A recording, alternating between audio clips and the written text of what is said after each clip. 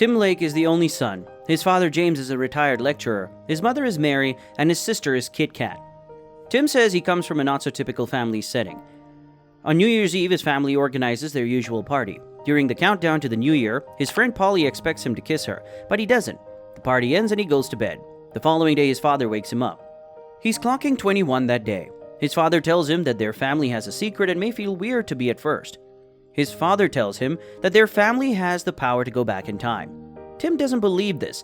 He asks his father how he could do it, and his father tells him he has to enter a dark place like a cupboard and then clench his hands together.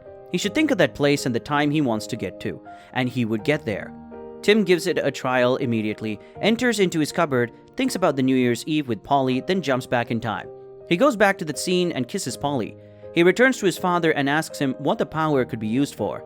His father, James, tells him that he used his ability to read all the possible books and advises Tim to use his power anyhow he feels like it.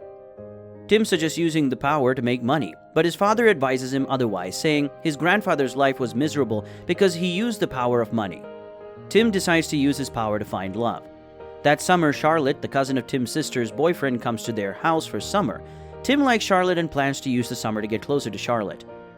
One day, Charlotte asks Tim to help her rub her back. He mistakenly pours so much of the cream. Trying to correct his mistake, he went back in time and did it well. Over the summer, he is unable to express his feelings to Charlotte. Eventually, it is Charlotte's last night at their house. He goes into Charlotte's room that night to express his feelings. Charlotte replies to him it is too late and he should have expressed his feelings earlier. Hearing this, Tim goes back in time and comes back to declare his feelings earlier. Charlotte tells him to wait for her and asks her the question about her last night. The following day, Charlotte leaves their house. Tim says he has learned his first lesson, which is that no time travel can make a woman fall in love with you.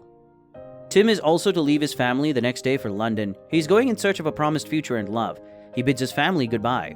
Getting to London, he is to stay with Henry, his father's friend, who is a writer. Knocking at Henry's door, Henry asks who he is and who his father is. Henry grants him entrance into the house and asks him to stay quiet. Henry returns to Tim and tells him he just got a great writing inspiration when Tim knocked. He takes Tim to his daughter's room. Tim resumes work, where he meets Rory, a colleague. Tim continues in London searching for love.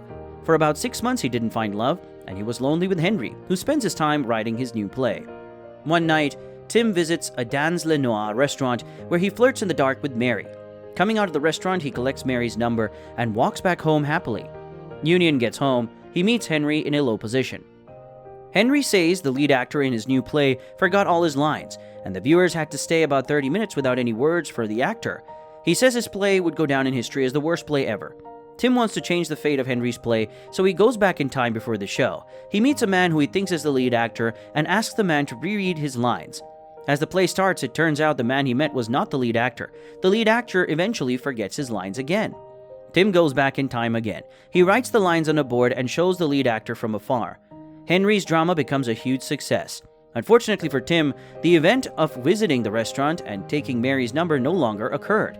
He goes to the restaurant, but Mary isn't there again. He goes back home dejected.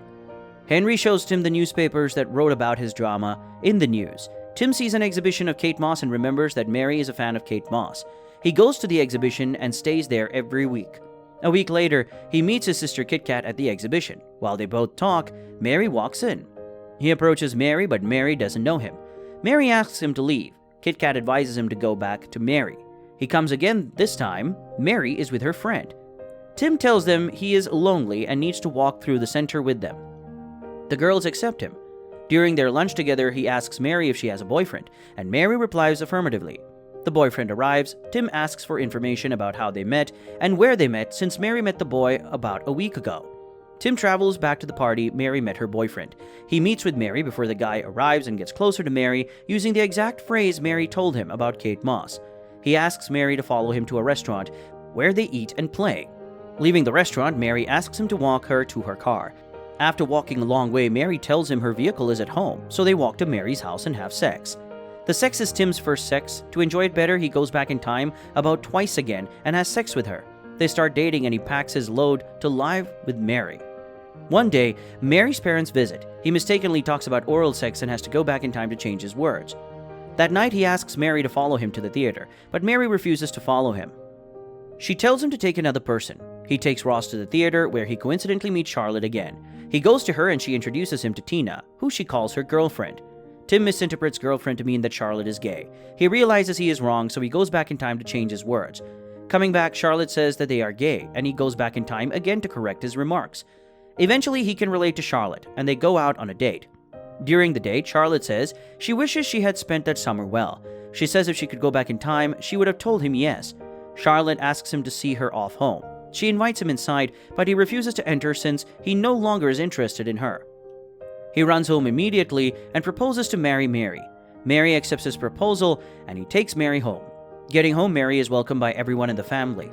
During dinner, Tim announces that they will be getting married soon and also tells his family that Mary is pregnant with his child. The lovers plan their wedding, and the wedding holds on a scheduled date. James gives his speech during the wedding. After the wedding, James remembers he didn't tell anyone how much he loves Tim, so James travels back to declare his love to his son. A few months later, Mary gives birth to a beautiful baby girl, which they name Posey. After the birth of Posey, Tim says that life has become so memorable that there is even no need for time travel. During Posey's one-year birthday, the family gathers to commemorate the birthday. Kit Kat is late to the party. They hear a noise and assume it is Kit Kat, but it is Jimmy, Kit Kat's boyfriend. Jimmy tells them he and Kit Kat had an argument that morning, and she drives away from home while heavily drunk. They find Kit Kat at the hospital. She had an accident. Tim asks Jimmy for the exact time the argument started so he can go back in time to correct the wrong. He goes back and brings Kit Kat to the party. After the party, Mary tells him Kit Kat has a lot of issues, and he seeks to help her change them. He goes to her and tells her about his time traveling. He takes her back in time to where she met Jimmy. She figures that Jimmy would have hooked up with anyone that day, so she kicked his ass and left. Getting back to the present time, Tim finds out that his baby girl is now a baby boy. He changes everything he had done earlier, and they visit Kit Kat at the hospital. He talks to her and makes her break up with her boyfriend. He also hooks Kit Kat with his friend Jim. As time goes on, the union of Mary and Tim is blessed with another baby boy. One day, Mary finds out that Posey had thrown her client's manuscript. While she is angry, they receive a call from Mary, Tim's mother, that James is sick. They visit James. James says he can't go into the past to change his sickness, as it would mean that everything that had happened earlier would no longer happen.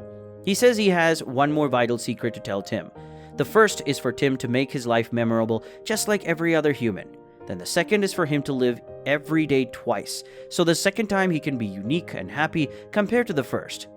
He did as his father had advised. Eventually, James dies, and Tim goes back in time to spend time with his father. Mary tells him she wants a third child. Tim refuses because he knows giving birth to another child would mean he won't be able to travel past the birth time to see his father. Mary insists she wants another child, so he agrees. Before the new child is born, Tim goes back in time to meet his father for the last time and bid him goodbye. To make their last day memorable, they travel to Tim's childhood days. Mary eventually gives birth to a baby girl. Tim decides to live each day just once. He decides not to travel again and appreciates the time he spends with his family.